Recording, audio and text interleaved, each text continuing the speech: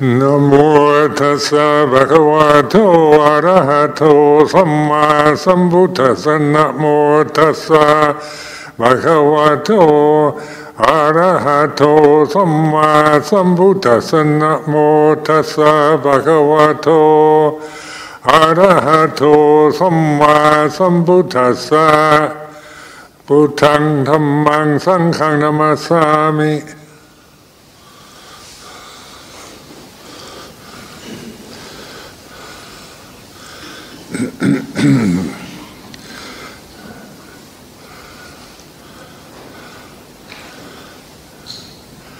So this weekend is opportunity to practice, reflect on the Dhamma, the way things are. The Dhamma translated into English means like reality. And people ask, what is the Buddha's teaching? It's about awakening to reality. It's a wake-up teaching. And this weekend, Ajahn Kalyano has made it possible for us to gather here at BuddhaBodhivana. And the point is to really reflect on the teaching. So sometimes we think we're Buddhists or we believe in Buddhism, but we're looking outward all the time toward the symbols, the external forms. And during a meditation retreat, it's all about looking inward. We're no longer taking interest in the external, other than just the practical movements of our body, but the aim is to be aware of actually the state of mind, what you're feeling, and reflecting on it in terms of the refuge in Buddha Dhamma Sangha. The form for this weekend retreat is the 8 precepts, I believe, isn't it? And this is a form about the structure we use to operate in. We're living here at BuddhaBodhivana Monastery for the weekend. It's a Buddhist monastery, and the form that we're using is for the lay people is the 8 precepts, the 3 refuges and the 8 precepts. And this means we're all here to live within that structure. The limitation of the 8 precepts provides a communal unity in which we're not just following our own personal whims, fancies, desires, but we submit to live within the structure, the limitation of the 8 precepts. And it's a moral structure. It's based on doing good, refraining from doing bad. The 3 refuges are part of our tradition: Bhutaṃ Saranam Gacchami, Dhammam Saranam Gacchami, Sangham Saranam Gacchami. Sometimes these are just repeated as part of a chanting ceremony, but also we're looking inward now. We're recognizing Bhutaṃ Saranam Gacchami is here. It's not some kind of just formula that we hold to, but it actually is very practical reflection. For this retreat, we're seeking refuge in what is truly a refuge. And a refuge means a safe place to be. We seek refuge in various other things, in worldly situations, but in terms of Dhamma practice, refuge is in awareness. That's Bhutaṃ Saranam Gacchami. The Buddha is not, we're not just worshipping an ancient sage, but Bhutaṃ Saranam Gacchami is practical. It's being aware, awake, using the awakened conscious reality of here and now to reflect on the way things are.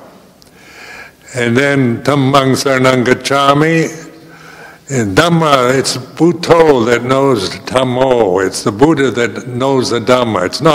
It's no longer personal, like we think of. We give names to certain monks and say they know the Dhamma, but it's actually Buddho, Buddha, that knows Dhamma, and then Sangha. Dhamma is the reality, the way things are, which you can't define or describe, but you can know directly through looking inward, through meditation, through samadhi, through reflection. And then Sanghang Saranang Gacchami is the one who practices in the right way. Supatipanno, Ujupatipanno, Yaya Patipanno, Samiji Patipanno. Notice this word Patipanno means one who's practicing, who's taking the teaching of the Buddha and using it in the here and now in order to observe. It's a direction. It's not a doctrinal position we take. They're directional signs. Buddha Dhamma Sangha then is in this tradition, in Theravada traditions, whether it's in Thailand or Sri Lanka, Laos, Cambodia, Burma. This is the Pali tradition. It has it's an ancient tradition. But it's much more than that. We're not just trying to hold on to ancient tradition, but using it. What is Bhutang Saranang Gacchami in terms of the practical reality of here and now? And of course, I say mindfulness, being awake, one who's present. Are we always present? Or, we can be sitting here and be thinking of our home in Melbourne or some other place. We can be traveling around the world in our minds while we're sitting here in this temple. We can be thinking of problems that arose yesterday, remembering the past. So much of our life is lived in seeking opportunities for the future, remembering the past. But the essence of the practice is here and now, Paccuppanna Dhamma, awakened attention here and now. Now the form is about restraint, and so the obvious ones refrain from, violent acts, physical acts.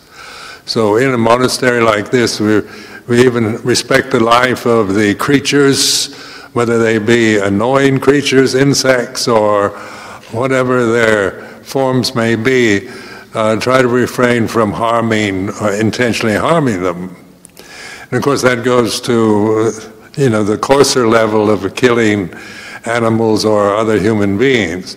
But on the form for 8 precept retreat is the form of non-violence. We may feel violent at times. We certainly can be, but we've taken this first precept, Banadibata, meaning it's a reminder, it's a precept to restrain from acting on physical impulses or mental, emotional impulses that would create intentional harm to other living beings. So we all agree to this, so that this makes our life together.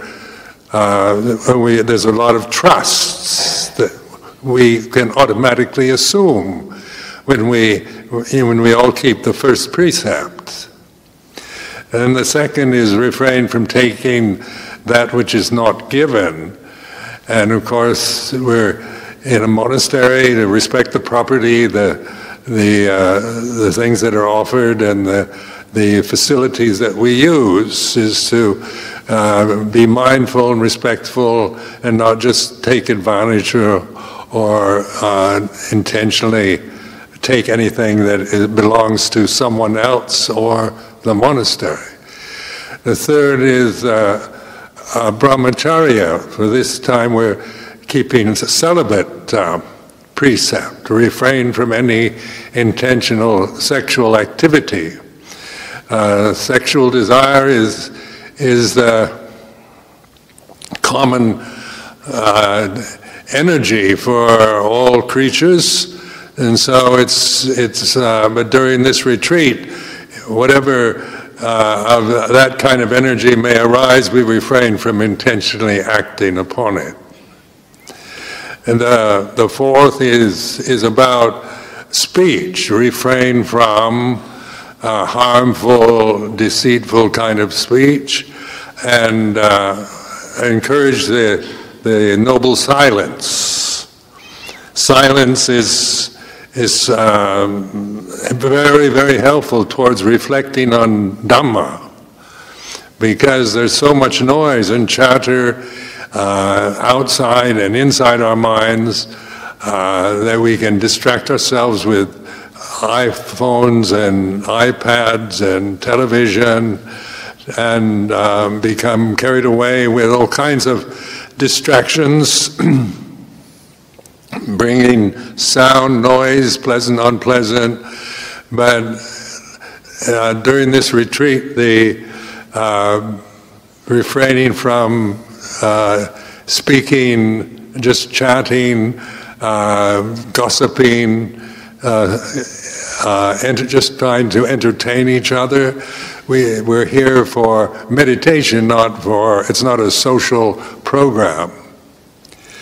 So I encourage the noble silence. It's noble because we volunteer to respect it, and also we're respecting the silence of others, rather than seeking engagement with other people to chat with. We refrain from such impulses during this time, if possible. And then the fifth one is refraining from intoxicating drinks and drugs that affect consciousness in a harmful way. During this retreat, we're going to explore and reflect on consciousness, because we're all experiencing consciousness at this moment. It's the common ground that we share, and we don't want to confuse it with addictive drugs or alcoholic states of mind. We want to recognize a pure state of consciousness as it is normally, rather than as we experience it through various forms of drugs that people use these days. So refrain from taking drugs and alcoholic beverages during this time. Then the sixth is refraining. The schedule for meals is posted. We all consider that we could spend our time over this weekend eating things. That's another distraction, worldly distraction, when we don't know what to do, or we feel dis-ease or discomfort, we can easily eat things. We have fridges and freezers and supermarkets nearby. But during this retreat, we have the meal at the appointed time, so refrain from taking snacks and other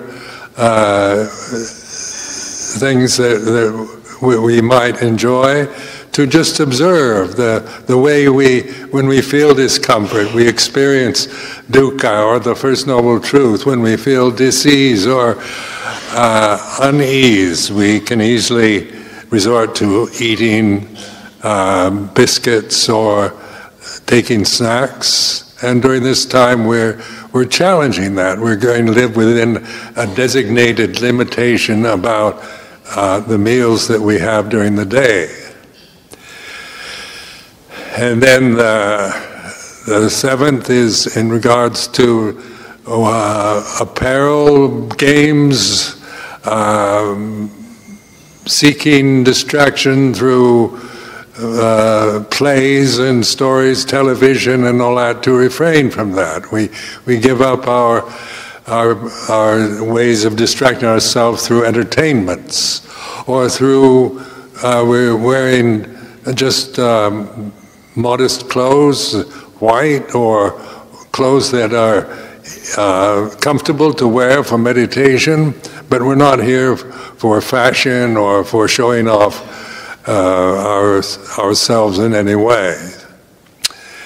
And the last one is about sleep, not to spend this time, this weekend, just sleeping through the weekend, because that's another way we can waste our lives, is through sleeping, eating, entertainments, taking drugs, sexual activities. I notice that although the 8 precepts are limiting these kind of options, and it's voluntary, we have to rise up to the occasion. And during this weekend, then we all try to live within this structure. We're one sangha then, living within this structure. And this is a unifying experience. The form we have is not about divisiveness or individual rights or personal preferences or opinions. It's about conformity to the structure of the 8 precepts with regards to action and speech. It's about taking refuge in Buddha, Dhamma, Sangha, and it's about reflecting on what we're actually feeling and thinking. Like each person right now, for example, is, we're not thinking the same thoughts, so we don't have the same emotional experience at this moment. It would be different from one person to the next. The form we have is the 8 precepts, the 3 refuges, but the difference is the divisiveness, the problems arise through our own feelings, our emotions, our moods, our memories, the sense of feeling separate and isolated and alone. This is all the differences between the people gathered together here. There's so many differences, so we're looking for the unity. That which binds us is a bond that we're using, such as the 3 refuges, the 8 precepts, and the investigation of Dhamma, the teaching of the Lord Buddha, as we investigate the Four Noble Truths, the first sermon that the Buddha delivered after his enlightenment.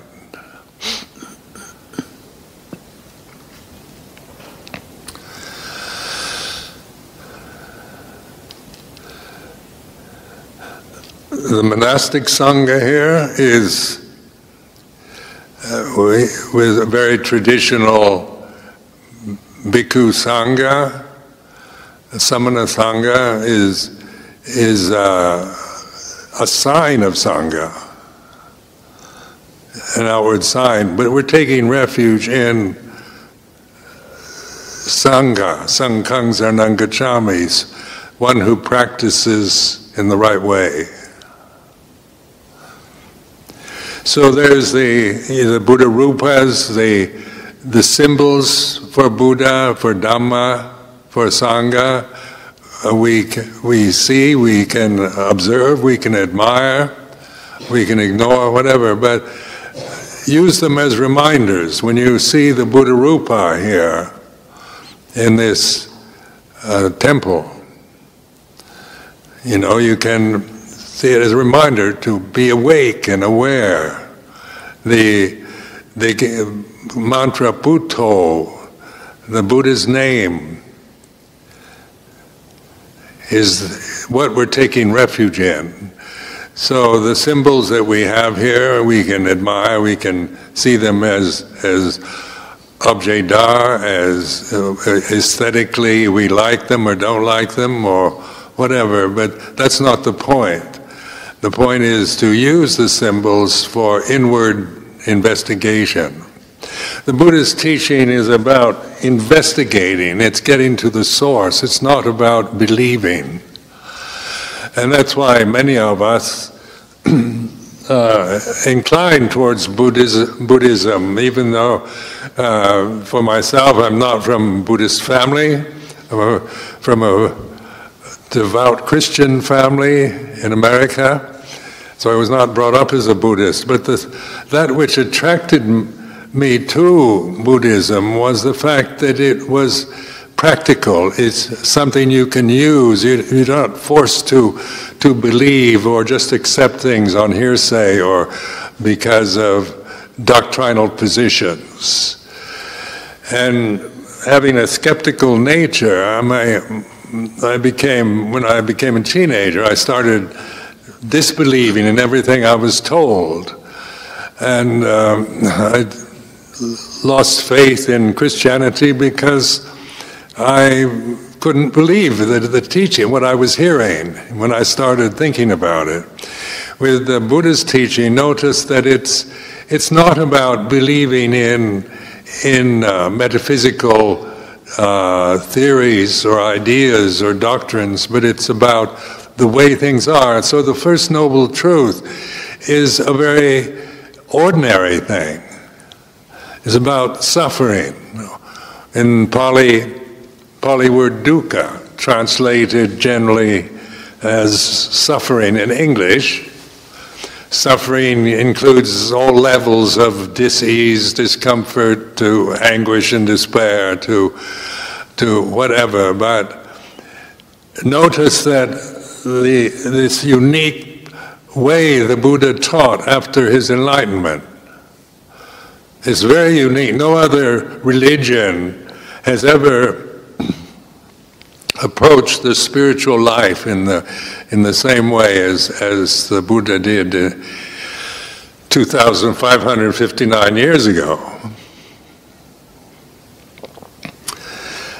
And for many people it's a mystery why religion is about metaphysical beliefs and doctrines, about ultimate reality, about it's at the top of the pile, it's about who created the universe and how did it all begin, or was it just a loud baying out of nothingness, or was there a deity of some sort? This is getting into metaphysical speculation. The Buddha's teaching is based not on metaphysical speculation, but on the reality of the common, banal, ordinary human experience of suffering, because this we can all relate to. It's not about believing it, it's about recognizing it. So suffering is the Buddha takes what nobody wants, what we dislike, what we want to get rid of. We don't want to suffer, we want to find happiness, security, love, safety, enlightenment. We want the best, and none of us really want to suffer.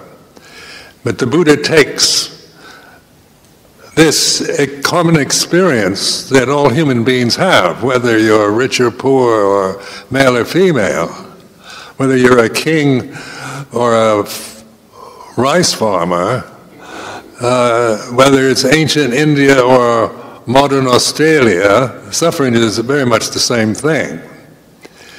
It's ordinary. It's ordinary. So he takes something ordinary and puts it in the category of the First Noble Truth.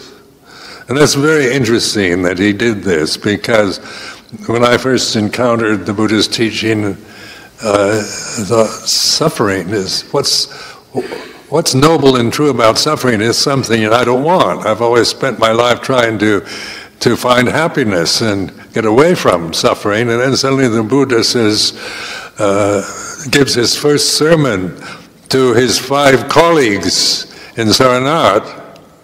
He said, there is suffering. And that That means that we start looking at suffering in a different way. We start looking at dukkha, no longer just reacting to it, trying to blame it on somebody else, or trying to distract ourselves from it, or just randomly seeking happiness in various sensual activities. But we're reflecting on this sense of ill-ease, of loneliness, of loss, of grief, of feeling of doubt and worry, anxiety. And in modern life, we have the security of, we have so much guarantees in kind of democratic social political systems and affluent economies. There's so much safety and agreements on legal matters that we're no longer just living in a state of survival of the fittest. There's a lot we can take for granted, but within the very best of democratic systems and economic affluence, there's still dukkha. And why? Why is it we should be in some place like Australia? Life is very pleasant, as far as I can see. And why should anybody suffer if they're living in Australia, is one question. But we do, as we would suffer in any place, whether it's in Sri Lanka or Thailand or Malaysia, United States, or wherever, because suffering is a noble truth. And we're not saying it, we're not looking at it idealistically like there shouldn't be any suffering. We're actually using suffering. So it is a noble truth rather than a nasty fact of life. Before, I considered it a nasty fact of life. I remember as a child, when growing up, my mother said, God created everything. And I said, well, why did God create suffering? And as a child, I thought, if I were God, I wouldn't create suffering. So even as a small child, I began to have doubts. But suffering then, in the Buddhist sense, as a noble truth, is what we're changing from just reacting to it out of habit, out of fear, out of distaste, or grasping it, identifying with it, wallowing in it, or trying to suppress or deny it, to understanding it. And this is about understanding suffering. To understand something or somebody, you have to accept them the way they are. If we just react to dukkha, to suffering, then we never will understand it. We just have habit patterns, ways of distracting ourselves, of denying it, or we see it always as caused from external causes, from not having enough money, from noisy neighbors, to traffic problems in Melbourne or whatnot. We see suffering as something caused from outside.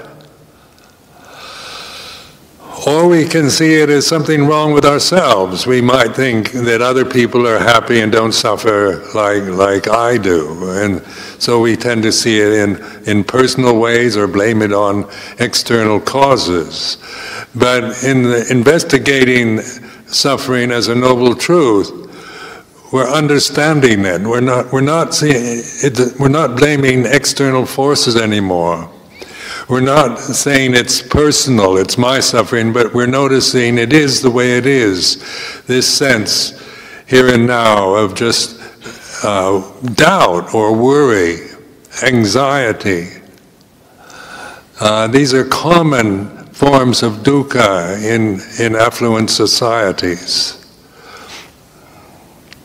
With all the safety and guarantees for success, health foods and good physical health and owning your own home, having your own car and all the best with a fairly stable political system, we still suffer because of worry about the future, anxiety, regret, guilt about the past, resentment from in our lives. We experience a lot of resentment and anger about things that happened to us in the past. And now we're looking at these conditions as a noble truth. So this is just a suggestion, but it is the Buddhist first sermon after enlightenment. It's an interesting story in the suttas. The Buddha, when the ascetic Gautama sat under the Bodhi tree and was enlightened, after his enlightenment, because enlightenment, Dhamma has you can't define it. You can't describe it. You can't describe Dhamma. It has no form, no definition. So how are you going to teach Dhamma? Because language is all about form, about size, about shape, about good and bad, right and wrong. But when the Buddha awakened to reality, realized Dhamma, how can you teach that to somebody else? This was his thought after enlightenment. And then in the scripture, the Brahma Sahampati, the Brahma God, came to the Buddha and said, "There are those with only a little dust in their eyes. Teach for the welfare of those beings." So this is like the Buddha was encouraged to try to teach, try to point to Dhamma, because there are those of us, the human in the human species, that can understand, that can relate to, that can realize the truth, can awaken to reality. But how are you going to teach it? What are you going to say about it? So on his way to Saranath to meet with his 5 friends who had already felt the ascetic Gautama was giving in to sensual pleasures when he gave up asceticism, the enlightened Buddha met this ascetic called Upaka, and the ascetic was very impressed by the radiance, the luminosity of Gautama Buddha's presence, and he said, "What have you learned?" And the Buddha said, "I am the perfectly enlightened one." And the ascetic looked at him in amazement and said, "Well, good for you, I'm going." So that was the direct teaching, actually. I am the perfectly enlightened one. But this is misunderstood. It's seen from the ego level, from the personality level. You can't teach that. That's not, it will only be, some will believe you, some won't, but it's not a teaching that awakens or challenges people to wake up. So when he went to Saranath and met with the 5 disciples, what did he teach? He taught the Four Noble Truths. There's suffering, there is the cause, the origin of suffering, there is the cessation of suffering, and there is the path of non-suffering, the Majjhima Patipata, or the Eightfold Path. Now this is a paradigm. These are useful teaching. These are practical teachings, because it's not about believing in suffering. We have enough suffering just in ordinary life. You don't have to believe in it. but our understanding of it, our recognizing it from the level of reflection and awareness, awakenness. This is what the Buddha was encouraging. It isn't a teaching, it's not a metaphysical teaching or an ultimate, about ultimate reality. It's their directional signs. And the brilliance of that lies in the fact that you take this ordinary experience of dukkha and it takes you to the Eightfold Path. So it's like the key to the prison cell. It's that which you use to get out of the prison that we find ourselves in. The self-views, the fears, the desires, the suffering that we create and live within this confined, limited space of ignorance.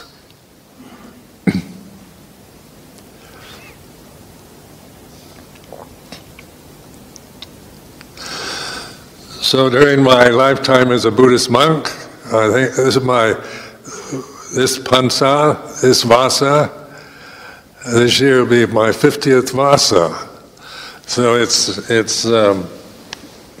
50 years of meditating, investigating the Four Noble Truths, because that has been my main practice all these years. Is just using this first sermon as my directional sign. And of course, it's to me it is a brilliant teaching because it works. It actually is useful in the most ordinary situations. At first, one wants to live separately, be alone, not be distracted.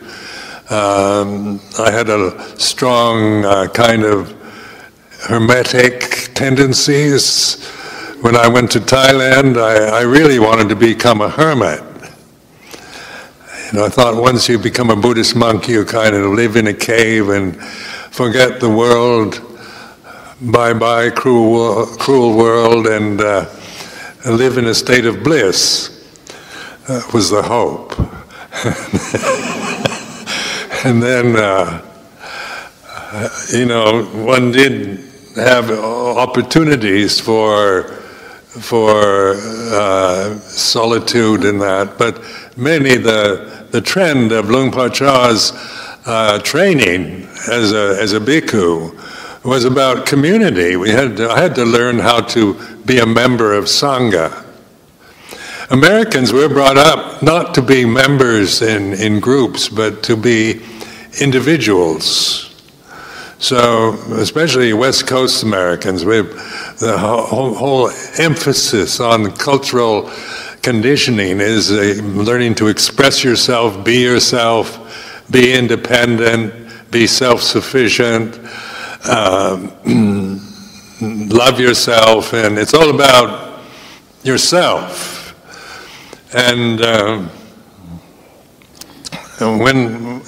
Wat Pa Pong, Luang Por Chah is all about duties as members of the Sangha, as a junior monk to senior monks, and to not about just expressing myself as an individual or as an eccentric or as a foreigner, but learning to conform, to bend, to bow, to restrain myself, to reflect. Because I was never asked to do anything wrong or bad. You have the Vinaya, you have these rights, these moral rights that you take on when you take the Upasampada, the bhikkhu ordination. So it's you have that as your place of safety. But then the rest of it, the training, is about duties. And it's not just one way, junior to senior, but senior members of the Sangha to junior members. So this was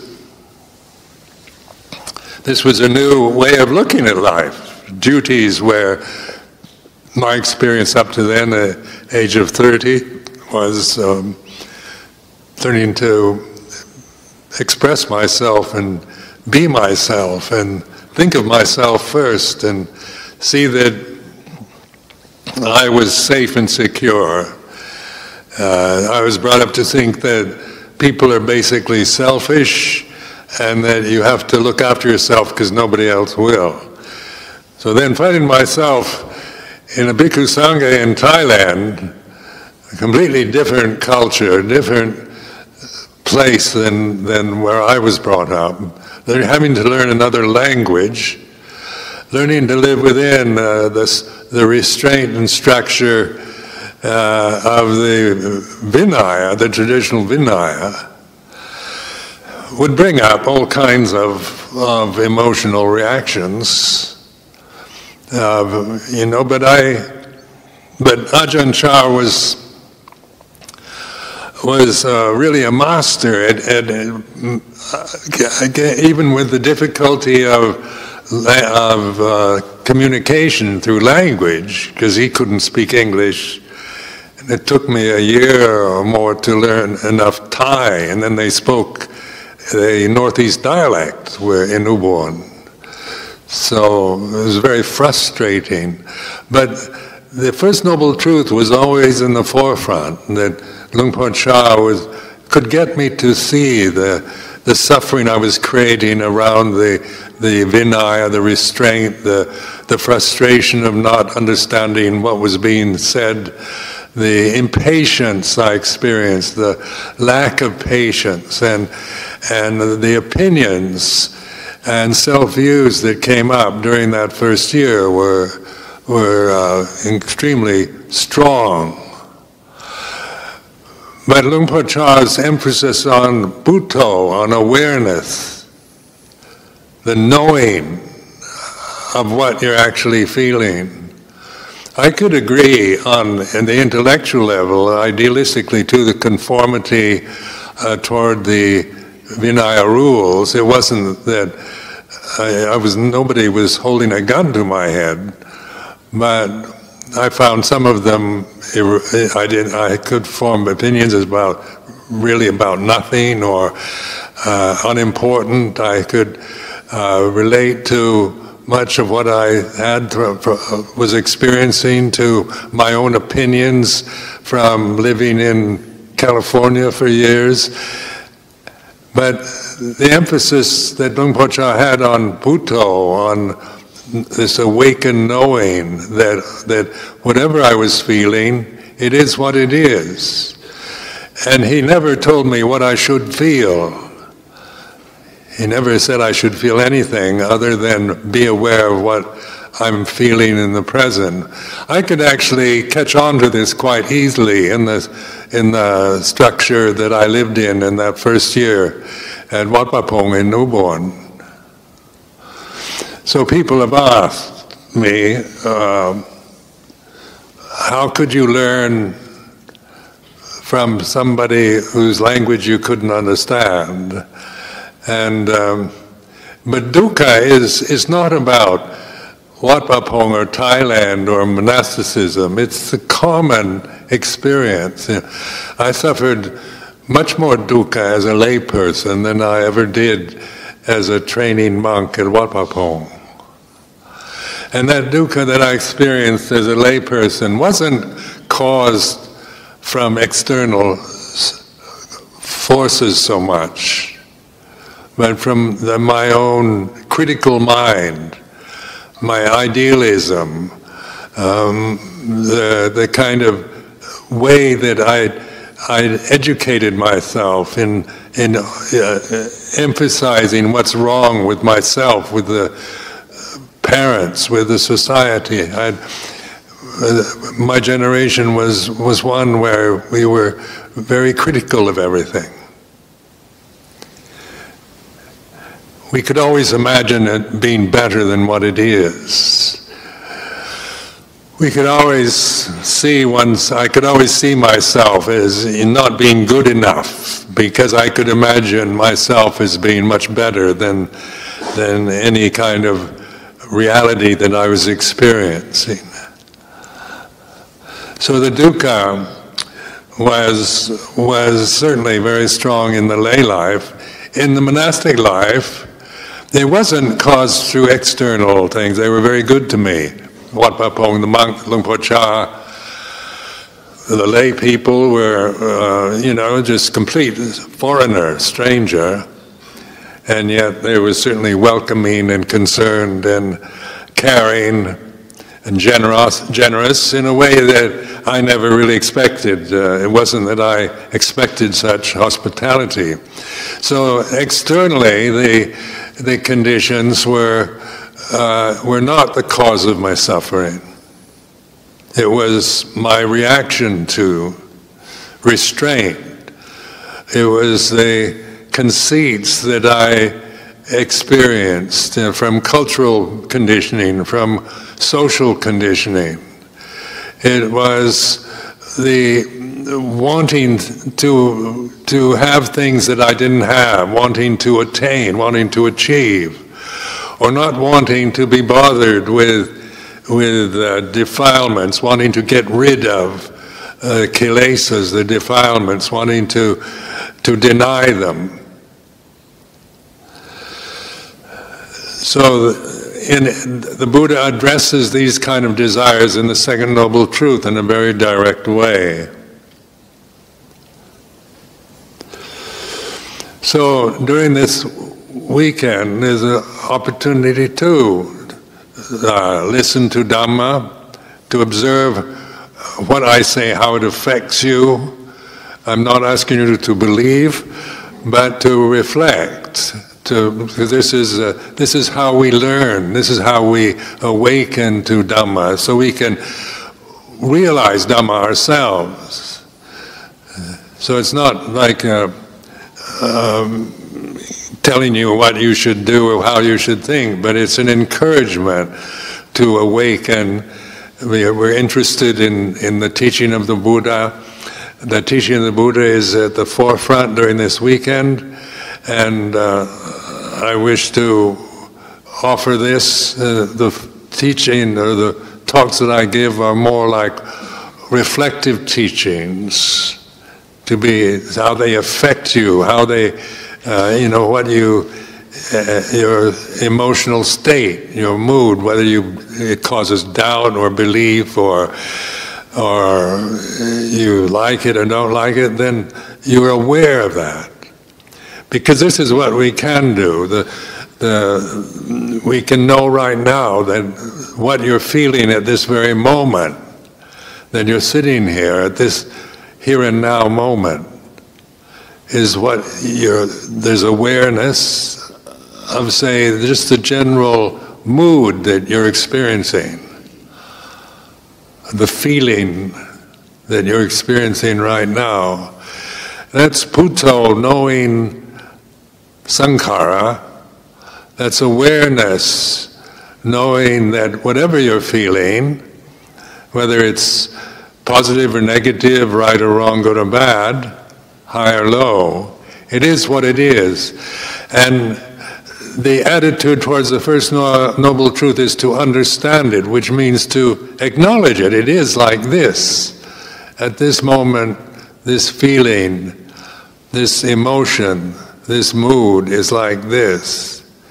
And you notice, like when you say like this, it's not a description, it's pointing.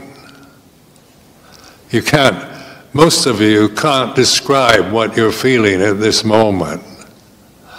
And if I said, what are you feeling right now, you'd have to fumble around and think of some words. Because feeling isn't about words, it's not about definitions, but it's certainly, this is a feeling realm that we're living in. The human body, the planet Earth, the sensory world that we have to live in and experience from birth to death.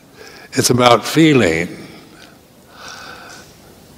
And language is a very limited way to experience life. We try to say reality has to be defined and described and proven. Like all the attempts that atheists have to say you can't prove there is a God.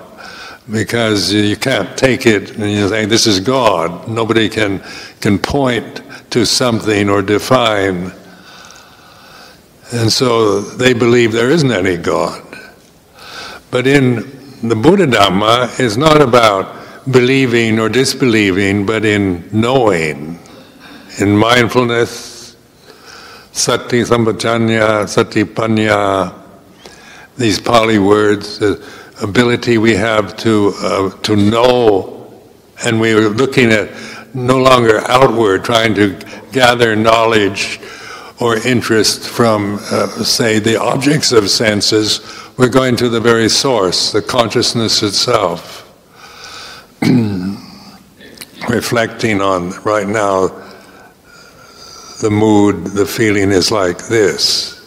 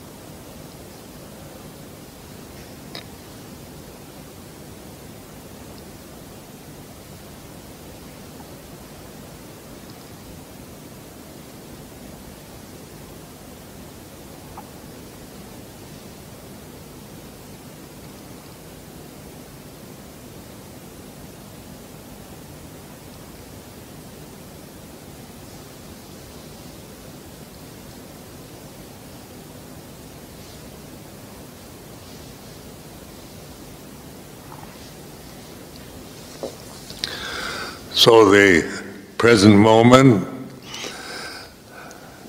what's happening right now? The most obvious thing is the posture, sitting. We're all sitting. So being aware of posture brings us to the present. You know, you might be thinking about something, wandering in thought or remembering the past, but suddenly you're using the posture. Sitting is like this. So you're observing. You're not talking about sitting whether it's good posture or bad posture. The thing is to awaken to the reality of sitting. The body is sitting and it's like this. You feel the pressure, the weight of your body on the seat.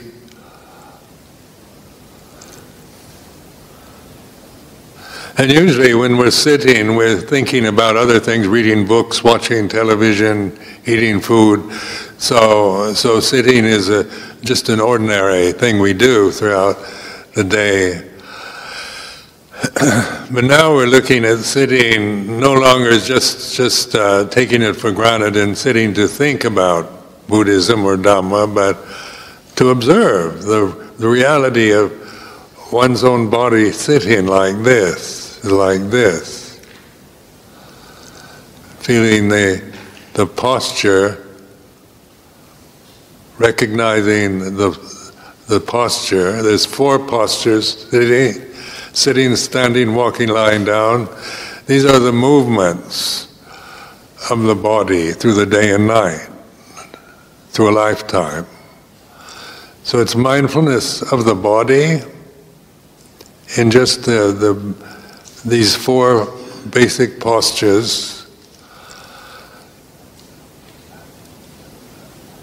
What is happening now other than sitting is we're breathing. Everybody is breathing. So we can be aware of the breath. inhaling, exhaling, the anapanasati. It's called anapanasati. Because that's happening right now. And when you observe the breath, it's very simple. And just the sensation, say, at the nostrils, where you feel the air going in, the breath inward, outward.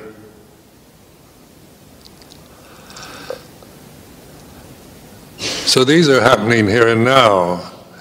So during this time, during the day, when you start to wander, thinking about the future or worrying about the past or feeling remorse or resentment about the past, as soon as you become aware you're thinking again, go back to what is happening right now, such as the posture and the breath. These ground you. You stop thinking. You stop just wandering towards being with something that isn't encouraging conceit or ego, but just the ordinariness of the posture in the present, the breathing in the present is like this. So notice these are techniques, ways of collecting oneself in the present moment, because the thinking mind will wander. You plan for the future, what do you do after the retreat? Or you'll be remembering things that happened yesterday or in the past. So most people don't live in the present. They live in the present to get something in the future, or they're in the present but they're thinking about what happened yesterday or 10 years ago. So we're creatures of habit and of time, and the illusions around the conditioned realm that we're experiencing. Now during this retreat, bringing attention to here and now, Paccuppanna Dhamma, is like this.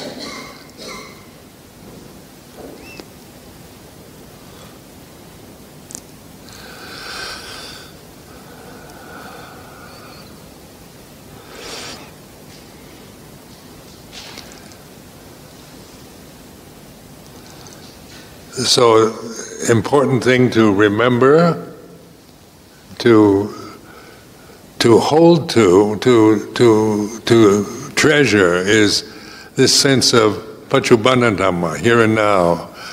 No matter how many times you wander or think about the future or remember the past, there comes a moment where you'll suddenly realize you're wandering again. Go back to the way of training oneself to go back to the breath or the posture of the body, to stop the momentum of just thinking, planning, worrying, resenting, feeling guilty, remorseful, by awakening here and now to something quite ordinary, the posture and the breath.